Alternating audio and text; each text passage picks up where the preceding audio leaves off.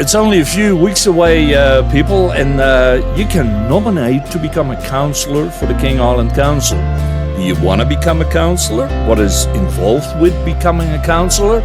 It's very simple. Let's ask a councillor. And one of them is Ian Allen, and we're going to talk to Ian. Ian, welcome. Thank you very much, Wade. Now, when and why did you decide to become a councillor, Ian? Well, when was 4 years ago, back when the previous election was.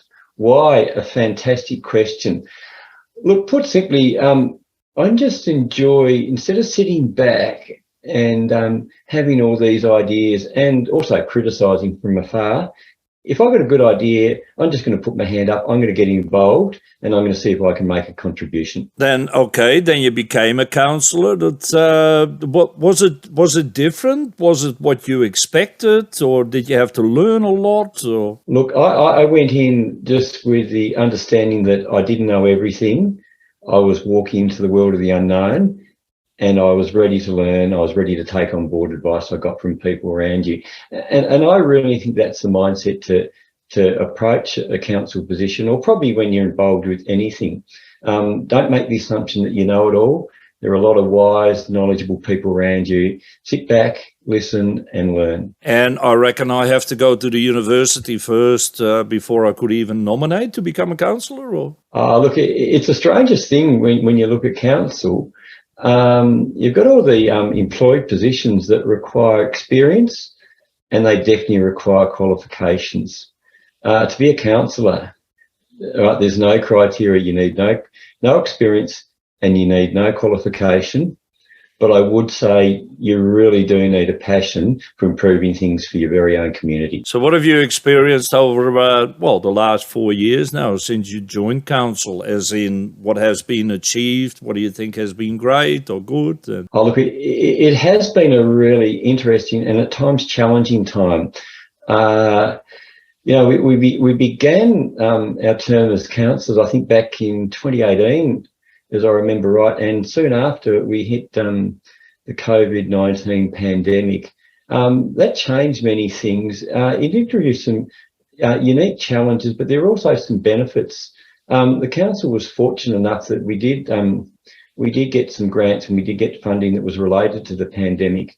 And we've had the opportunity to start to do some things around King Island, such as developing some of our parks and recreation areas. So that's been a really exciting time to actually be part of that. Around about that time, we were also fortunate enough to get some pretty significant government grants, including $5 million for the hub. And one that I've been involved with was $1 million project for a fitness gymnasium. It's taken time, it's been slow, but it's been something that we've made sure that we're planning really carefully.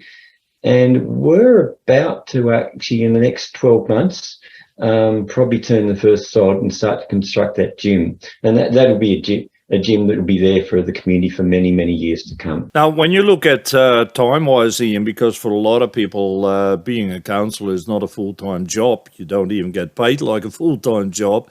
So for a lot of people, it's more like a side job. If you work it out, can you roughly say how many hours a week you sort of spend on council? Look, a lot of it depends on what sort of commitment you make to the position. I'm one person that tends to go into things boots and all. So I do a lot of background reading. I do a lot of research. I attend as many meetings as I possibly can, and I talk to as many people as I possibly can. I believe to do it properly, it is a time-consuming job, and there's a lot of meetings, and there's a lot of reading, and there's a lot of listening, and that's the type of commitment that I'd like to make. So for any people who are considering putting their hand up for councils to be a councillor, just consider to see if you've actually got a little bit of disposable time where you can actually put to your council position. The challenge with King Island, we're a really small council, which means staff-wise, there are not a lot of people to do all the functions of council. So we tend the councils on King Island have a really hands-on approach. So we do get knowledge and get involved in a lot of those what we call operational areas Whereas if you're a councillor on one of the big city councils, you wouldn't get involved with those things nor have knowledge. What would you, if somebody now considers to put in the nomination to go for maybe become councillor, what is your main suggestion for them? What to do, what to consider? Look, I think if you've even thought about it, if someone said to you, why don't you go for a position on council, and even for a split second you thought, gee, I could do that, put your hand up and have a go. Seriously, it does not hurt.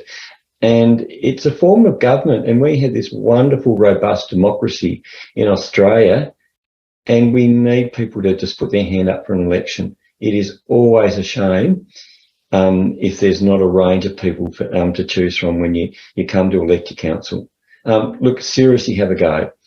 You'll be surprised, you're walking. I can just recollect when I walked into my first meeting, I was really nervous and I had no idea what I got myself into. But there are good people to guide you through. You'll be surprised how quickly you'll get the hang of it. You'll be surprised how quickly you gain all that knowledge. So what I say to people, if you're considering running for council, don't hesitate. Get someone to nominate you and hand that form in. Councillor Ian Allen, we thank you very much for your time. It is my absolute pleasure. And lastly, I say to those people, please do not hesitate to put your hand up for council. The more people we have run for council, the better. And the more diverse backgrounds people come from on King Island, the better it's going to be.